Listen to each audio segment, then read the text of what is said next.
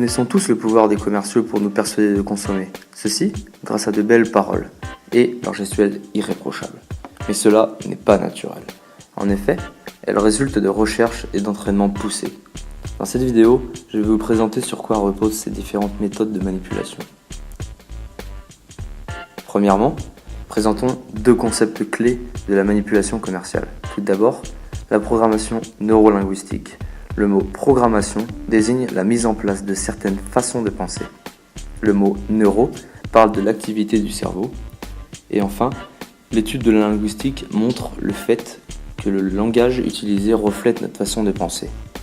Ainsi, la PNL représente un ensemble de techniques de communication. Les commerciaux imitent nos postures, répètent nos mots à l'intonation près, dans l'unique but d'infiltrer nos cerveaux et de nous amadouer. Le second, le neuromarketing, représente l'étude du cerveau appliquée au marketing et à la communication. Le but de cette discipline est de mieux comprendre les comportements des consommateurs grâce à l'identification des mécanismes cérébraux qui interviennent lors d'un achat ou face à une publicité.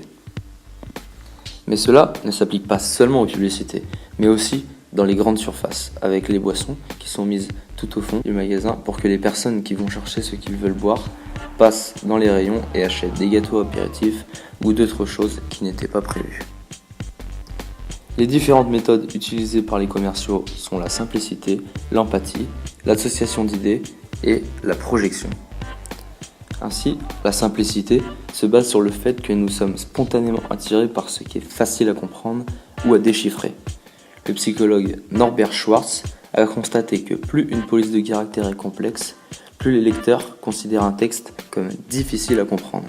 Ainsi, privilégiez l'Arial pour tous vos contenus. L'empathie, c'est notre capacité à partager et à comprendre les états émotionnels et affectifs de l'autre.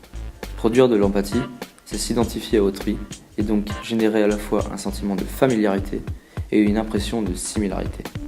Montrer son appartenance à des groupes sociaux fait partie des approches des manipulateurs. L'association d'idées se fait en permanence. Nous associons continuellement ce qui nous entoure à d'autres éléments positifs ou négatifs. Les stars présentes dans les pubs à la télévision en est un exemple pertinent, mais également les réunions avec les clients dans des restaurants ou dans des lieux familiers du client afin qu'il associe le produit ou la marque à des idées positives en est un autre. La projection est une technique qui a pour but que le consommateur s'imagine ce que peut lui apporter l'objet dans son futur.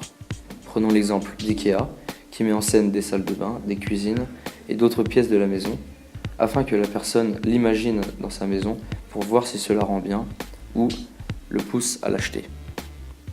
Le nombre de techniques utilisées par les commerciaux et les grandes entreprises pour vous manipuler est grand, et celles-ci sont tellement diverses qu'il est difficile de vous donner des techniques pour vous en échapper. Cependant, nous pouvons vous proposer quelques conseils et mises en garde. Premièrement, il est nécessaire de déjouer les manœuvres des manipulateurs en revenant au sujet primaire de la conversation. Ensuite, une chose pas simple mais nécessaire est de savoir dire non malgré la pression. Et finalement, il est important de toujours se questionner sur l'objectif de l'interlocuteur. À présent, vous savez l'essentiel sur la manipulation commerciale.